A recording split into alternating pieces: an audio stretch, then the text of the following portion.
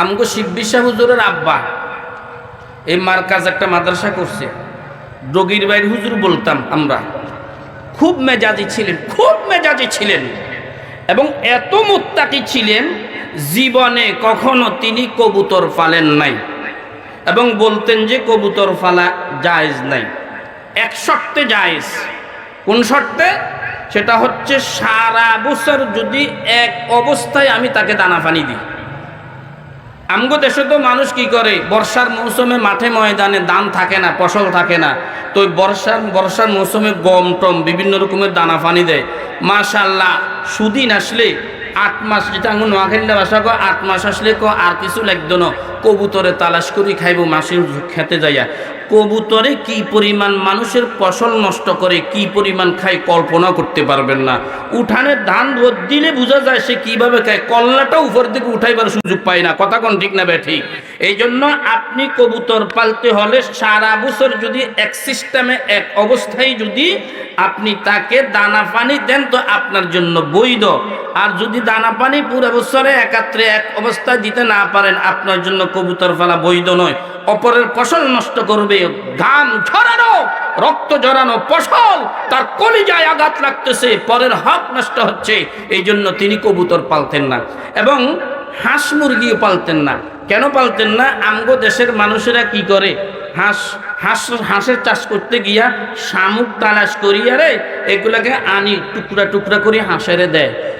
ওরে কথা কর, ক্যাঁচা আছে না, ক্যাঁচারে দা দিয়ে তুলিয়া রে তো হাঁসের বাচ্চারে দেয়। এটা জায়েজ নাই।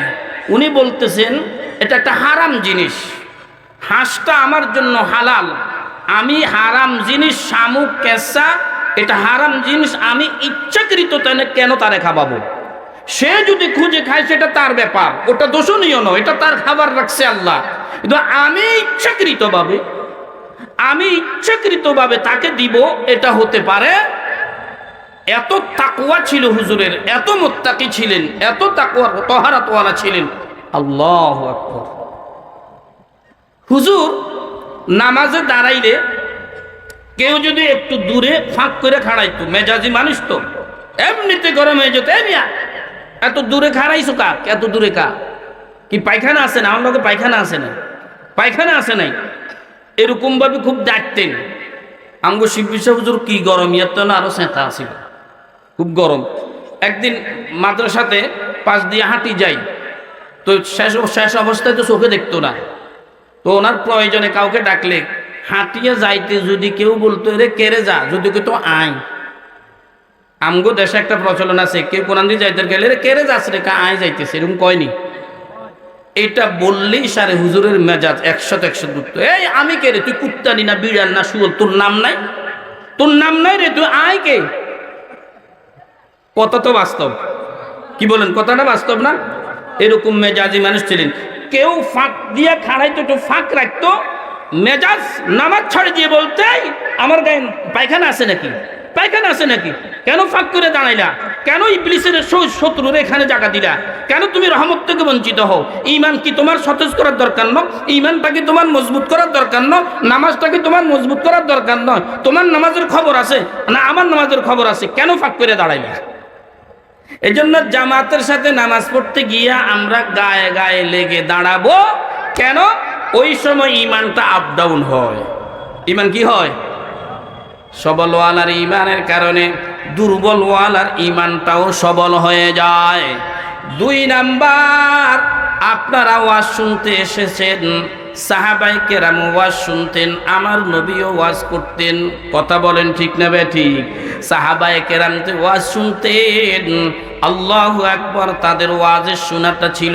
এই জায়গায় যদি একটা চুমুক ম্যাগনেট রাখা হয়, ছোট ছোট কিছু যদি এই লোহার গুঁড়া এইদিকে রাখা হয়, এই ম্যাগনেটটা এখানে রাখার সাথে সাথে চতুর্দিক থেকে লোহার টুকরাগুলি এসে ম্যাগনেটের সাথে মুহূর্তের ভিতরে লেগে যাবে। কথা বলেন ঠিক না ঠিক?